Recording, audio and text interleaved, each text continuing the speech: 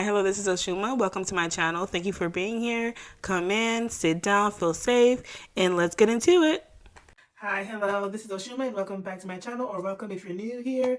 And today we're going to talk about the Grammys again. It's a continuation of the Grammys video. And the reason why I want to talk about it is because we now know, we now have new information about how the Grammy selection process works. And Columbia, we need to talk. Grammys, we need to talk, okay? Because if Beyonce were overlooked time after time after time for everything, I get it. But she's won 32 and really, as you say, 36 awards. So it's not that she's been overlooked. So why do you think that this one category is where they're disrespecting her? People don't know the process. Your record label can only appoint one person in a category. So that means her record label will call you out, Columbia Records. I think that for a long time, we believed that, the reason why she wasn't going, getting the Grammys for all, album of the year, when you have Taylor Swift, who has won it 4 times in a row. And we were just trying to figure out and wonder why, she would come out with these great bodies of work, but it was not being awarded album of the year. Well, come to find out, her father just stated to TMZ that a part of it has to do with what artist the record label themselves decides to appoint to a certain category and support, right? Her record label has never really put her in that category for consideration. But she's been nominated. And I guess that's the problem, Matthew, is that people feel like they nominate her for Album of the Year, but then they give it to someone who, in the eyes of a lot of fans, had an inferior album. And that's the question, is like, why are they singling her out in that category? Well, again, when you have, going back to Adele and Beyonce on the same record label, the record label can only support one of those artists. Why do you think that the label, which has made a fortune off Beyonce, why would they choose Adele over your daughter? Well, there's a lot of reasons. I mean, there's a financial reason. Maybe Adele sold more records worldwide. I don't know these answers. So let's say you have, maybe 2-3 artists that had a banger album that, that year. And you have to decide between, one of those 3 artists to put in album of the year. Well, from their perspective, from a business aspect, they're going to pick the blue-eyed soul or the white pop singer. Let's be real honest, because globally that's what sells and that's what's popular, or so they say, right? That's what tends to get the most mainstream. So this is actually bring to a point of one of the things that I've been paying attention to for a long time in this industry, is that in regards to music, because I love music. Like I said, I find music very, very therapeutic for me. And I love the variety that music offers. So I look deep into music and certain things like that, right? And one thing that I've always known, obviously, if you look at, movies from the Supremes or, basically biopics of groups from back then, though, the thing you would notice is that they would have to break these racial barriers. They would have to go on ahead and, be in dusty motels and live in extreme conditions just to be on tour and do what they love. And so, of course, there's always been, a racial tension and discrimination in music. And therefore, this is why I say why racism is systematic, and that, yes, Black people can be prejudiced and they can discriminate against other people. But true racism is so coded in cultural foundation that even though, yes, it seems like Black artists are indeed, having these amazing deals, having great, opportunities in videos, there's still going to be some limitations put in place, because originally when this industry was created, it wasn't created for Black people in mind. It's not far-fetched to me that the reason why that Columbia is less likely to put Beyonce in the album of the year category is because the album of the year is, like I said, one of the highest and most prestigious awards in the Grammy history and Grammy within itself, because it's saying that the artist's whole body of work is basically the #1 in the country. The #1. Acknowledging that all the effort that the artist has put into the, music and videos and songs, it's the highest quality ever, right? But these are some of the thought processes that they go through. Maybe you say, Beyonce has her success. Here's an opportunity to push Adele, so let's push her. So this isn't so much the Grammys as it is the label, according to you. It's a combination of all, but it starts with the label. Again, guys, I've been 14 years in those rooms supporting the label. I know exactly how this works. We spend it's a 3-day process. We spend a whole day listening to a minute of a song and saying, that's pop. And then pop will listen and they say, oh, that's R&B. That's a big deal, the genre of the music. And again, there comes a point in the music industry is the whiting of America. So, if you are a label and you know that when I put this album up for album of the year and the weight that it holds, because based on what the Grammy or who the Grammy decides for this, category, it's going to mean something, whether it's prestige or getting people to tune in and talk about it and stuff like that, right? To them, they're like, okay, who are the record labels more likely to put in this category? And the record labels themselves are going to think, okay, the people that are on this team, on this Grammys team, are going to be older, white, let's say between the ages to 40, 50, 60, maybe even up to 70, right? And based on that, group of people voting, and which we don't know what the ballots for voting look like at the Grammys, right? We don't know what the process or what it takes for them to go one by one in each category and vote, right? Or tally up or mark. We don't know that. So in their minds, it's like, what is the best chance of us getting these particular group of people who are in this age of demographic and probably listen to this type of music? What artist is going to be more palatable for them? And that is going to be Harry Styles. That is going to be Adele. And that is going to be Taylor Swift, right? So now that we have more information into this whole Beyonce album of the year Grammys fiasco, it makes you realize how much sicker this industry is, right? And of course, it's music. At the end of the day, it's not where this information or this thing is ending people's lives in a mass number or anything like that. So some can say, whoop-de-doo, why is that such a big deal? Well, it's a big deal because it goes to show you that even in something as music, where it's supposed to be something that's universal, that is meant to be enjoyed by a lot of people and several people, that is still being policed by old whitey men. Do you not get that? That even that music itself, entertainment, that it's still being ran this way. And also, too, another point that I want to mention is that her dad brought up the fact that he's been in these record companies or record label rooms for 14 years because that's how long he has managed Destiny's Child and also some other artists that he might have had, right? And so he says that he knows how this works. And one of the things that he also mentions is that the categories, right? And that the categories themselves, the record label has to sit down and decide, right? Where there's a room of people and they sit down and listen to the song, a minute of the song, and decide basically what genre the song is. And then they'll go to another group of people and they'll ask them that question, and then it'll be something completely different. And so that means that process is very subjective. And if you are a Black artist, right?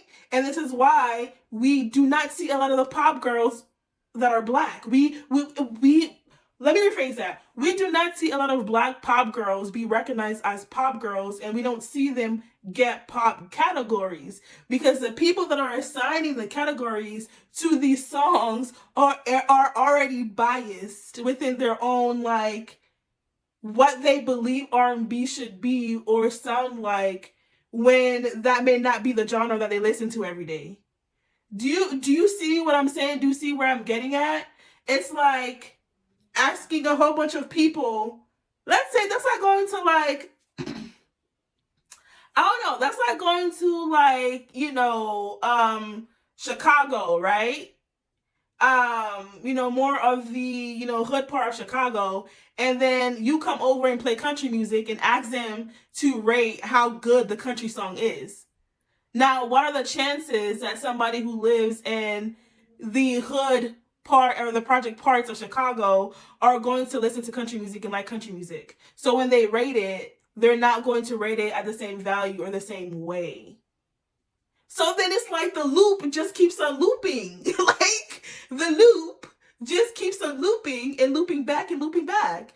And so I do also think too that it's not far-stretched to me that I still do believe that the Grammys has not given Beyonce as well albums of the year because of two things. One, I will reiterate that it's because, they know that it's something that, she probably still wants, and, if she's nominated for that, category, and that's the precipice of what it means to win a Grammy, then, of course she's going to show up and, want to win. Who doesn't want to be recognized for the work, right? And so they are using it as well for a way of her to show up, because I truly think that the Grammys like to run antics for views. Listen, that's how they get their money. Like, it's all about profit. They made a platform that was a systematic way of still reaping the benefits of artists that are being put under these like weird ass label contracts, barely getting paid off their basically plays, because artists don't get paid a lot off of streams. Like I said, like I know a lot about music because I love music, so I've looked into this thing. Like, artists do not get paid a lot for their music, and so the label gets all that money from the music, right? So not only that, because they own their masters and they're only getting a certain percentage and they get these crazy advances, all of that, and then you have the Grammys still playing antics to get views when the artists just want to be acknowledged for their work. Like, corporate America, no matter what industry it is sick. Do you hear me? Like, it's sick. And that's one thing that I've realized, because everything that is made to be in a capitalistic way, even though, yes, you are getting more wealth by being an artist, there are ways that you're still getting taken advantage of, right? And also, too, it's like the same concept if I were saying it to even the health industry, where like you have, people like doctors and nurses who put, on these long, crazy hours, who they do get paid a lot based on, general public. But when you look at the insurance billing, listen, y'all, this is when I knew. I said, oh, hell no. I was working at a mental health facility and I became an overnight shift leader. When I saw the billing for each client in the building, I felt a rush of heat coming down my face. And I said, wow, and we're literally getting paid nose crumbs. Like, you don't understand how pissed you would be when you realize how much hourly profit your job is making from you versus them giving to you. Okay? It will be the most triggering thing of your life. Like, and of course you can think, oh, okay, I can think of an average of this much and that. Trust me, you don't know. Okay? You don't. So, all that to say is that the Grammys plays games. I don't know, like, it's like, we see the Nicki tactics, we see the Ariana Grande tactics. Miley Cyrus literally just won. Wait, Miley Cyrus just won her first Grammy this year. I just realized that. This year was the first time that Miley Cyrus won her Grammy. Think about that. Miley Cyrus. I don't know what Miley or, what they perceived of her to do as wrong, because, the Grammys is very elitist and socialist. So I wonder what she did to, dang. Like, and the thing is, they're so public with what they do they're so public with what they do. And I think that there is a sense of elitism and classism that is within the Grammys, because even if you are a white artist, at times, depending on how you express that whiteness, they don't mess with you. Like, you have to really pay attention to these type of things, because the fact that Miley Cyrus got her first Grammy ever this year, when she has been one of the top artists for years. I mean, even during her Miley Cyrus days, like The Climb, It's the Climb,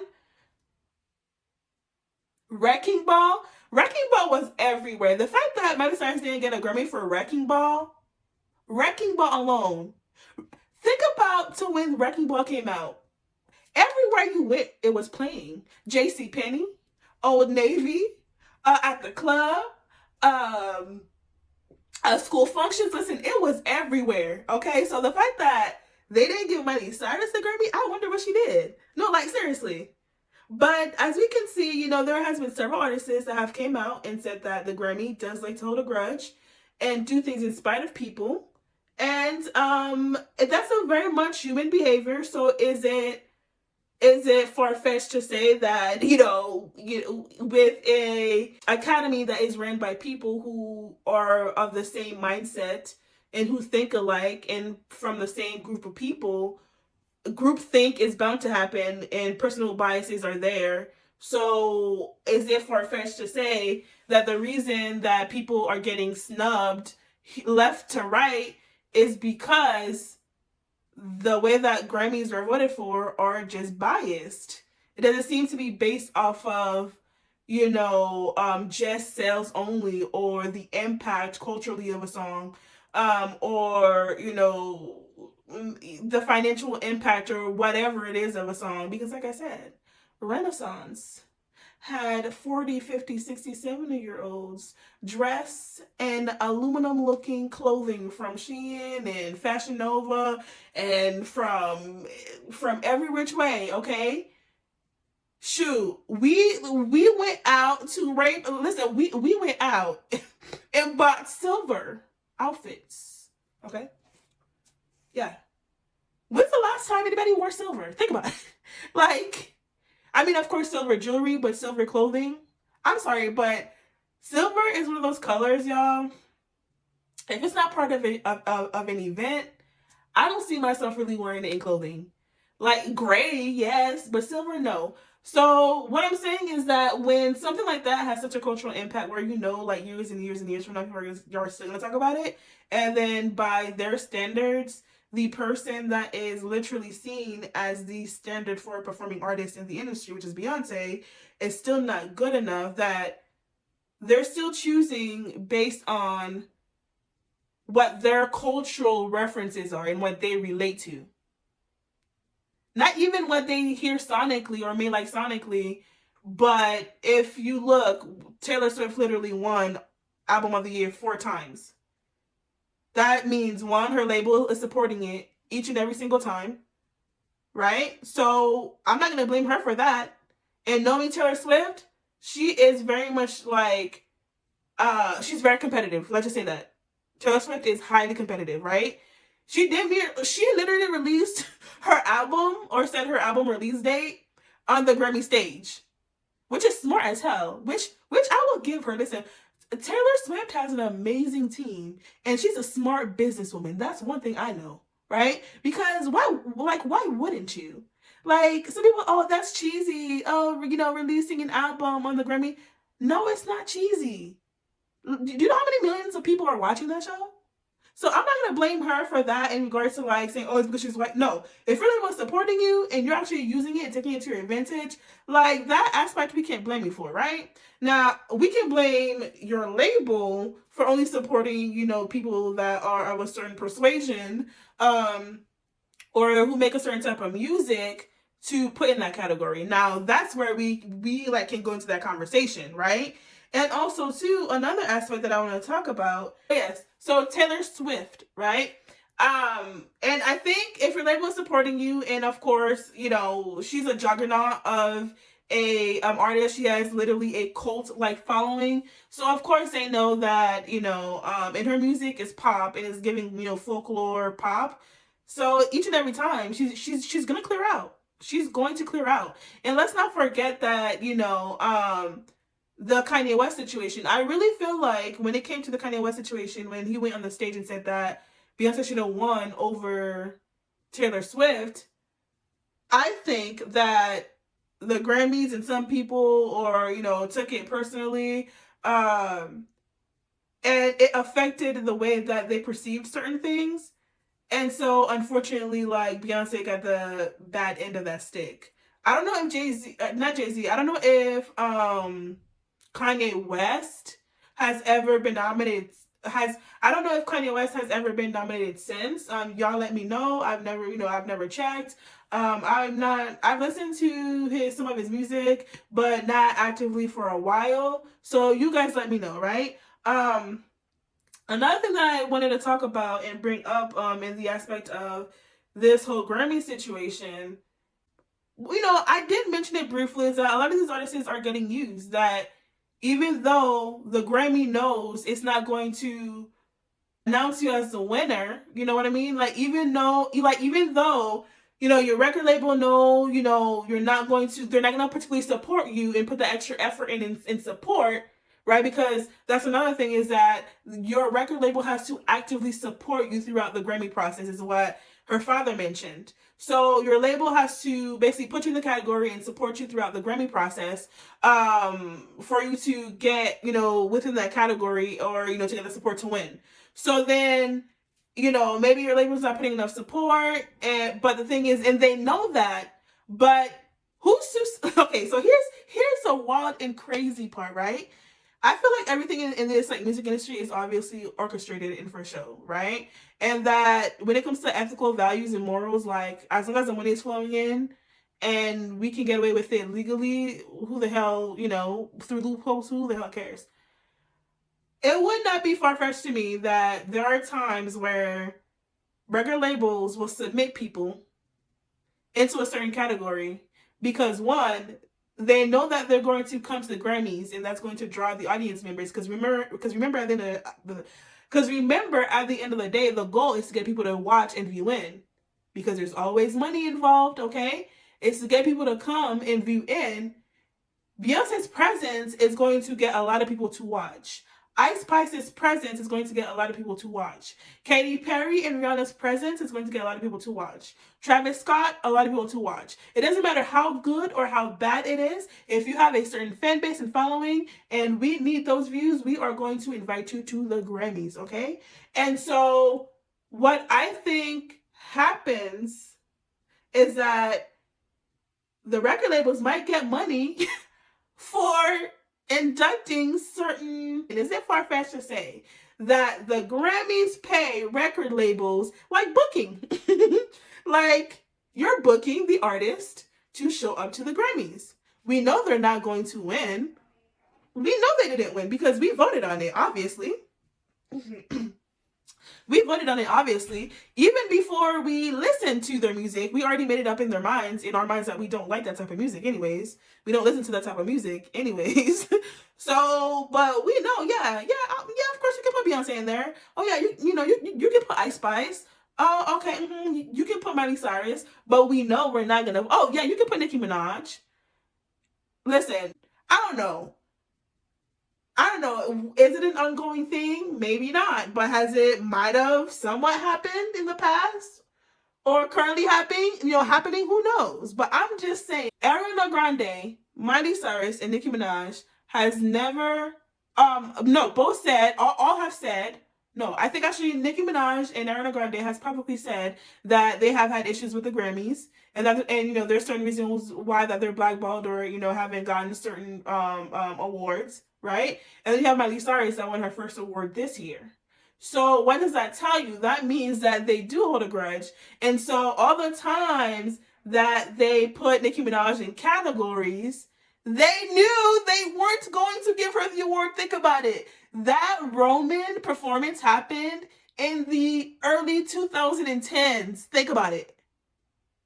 Almost every year since then, I think, or, several years since then, they've put her in award categories, knowing she wasn't going to win. What does that sound like to you? Let's be for real. What does that sound like to you? And then this year they did that. Listen, okay, I have my own qualms with Nicki Minaj, okay? But when I see a situation that is not, like clear as night and day, this is very obvious that it's happening. Like, we can't just have a blind eye to it. You know what I'm saying? Like, she performed that, I think, around 2012, or listen, quote me if I'm wrong. Please let me know. But, like, let's be real honest, because I'm going to tell the truth. Yes, she's wilding out right now. Mad, crazy. But you have put her in categories for several of years, knowing that you were never going to give her a Grammy. And then not only that, this year, you then go and say that you accidentally announced that she won a Grammy after she went and publicly stated things that has happened and what the Grammys have done since that performance. Shiesty, listen, when I tell you, this industry, there is no industry in America that was started and founded by people of non-color that is not going to have at least, listen, I wish this wasn't the truth, but when things are ran by people, there are certain things within human nature that are going to supersede. And when it supersedes, it's very obvious. And in something, even as music, there are a lot of racial undertones and a lot of racial situations that it's like, it's blatantly in your face. But if you're not into music, or if you're not into a certain type of music, you wouldn't see. Which, listen, I could go on all day about this. There's a topic that I want to talk about. How I think it's kind of like idiotic that, is there a time where, I feel like female rap is going to be in a space to where female rap can beef back and forth and everybody is, great and eating comfortably? Yes. And the reason why I say eating comfortably is because that the difference between male rap and, as I like to call it, quote unquote, female rap is that, when male rappers get old, they are given a different retirement package than women rappers. Male rappers, 50 Cent can release out an album and still get a certain amount of sales and listens. And he wouldn't have to do much. He can still put on that same white tee and those same jeans that he had on the album cover with the snapback and the do-rag and be just fine and still sell. An older female rapper cannot wear the same things that they did when they first started rapping and get the example number one. Oh, this doesn't. Example one, Lauryn Hill. No, not Lauryn Hill, but Lil' Kim. Let's be honest. Lil' Kim can't wear the same thing she used to wear and come out on stage and hop around saying, like it's just not going to work, right? And the thing is, these older rappers too can still come out with an album and still sell. You have Nas, you have Jeezy, you have Snoop Dogg. They're still releasing music and they don't have to change much or do much.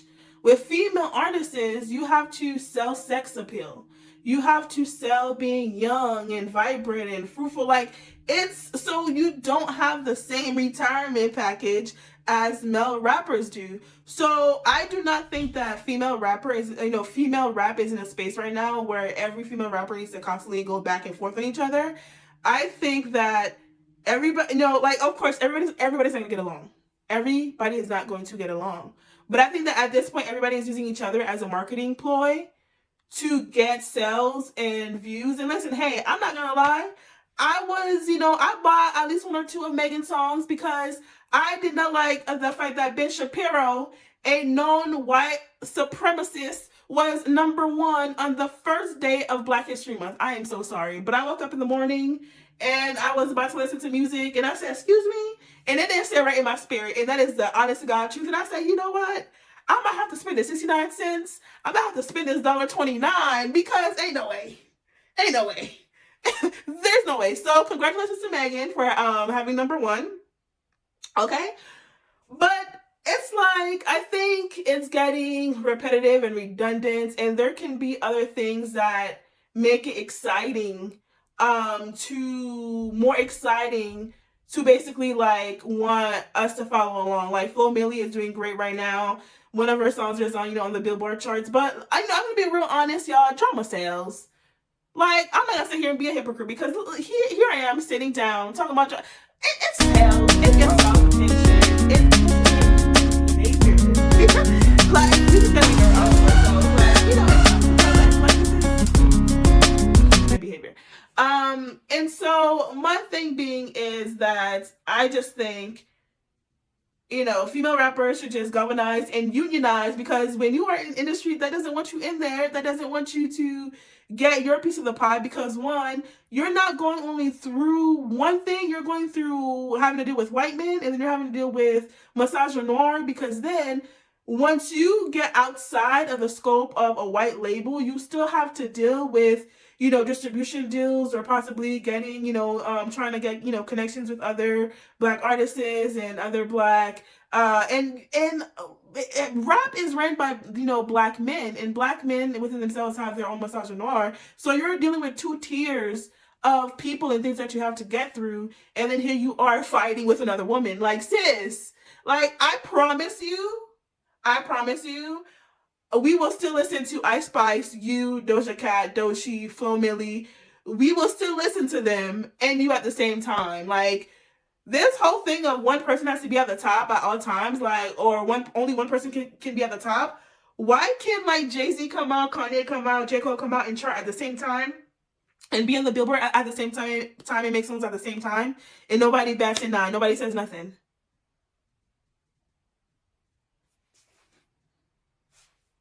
Anyways, yeah, this is like 36 minutes and I'm gonna have to edit this. And I have another video that I made previously. Hopefully I put that out.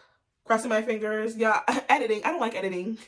Editing is not my friend. I don't like having to rewind back and listen to my voice and listen to the same video 5, 6, 7 times. But yeah, toodles.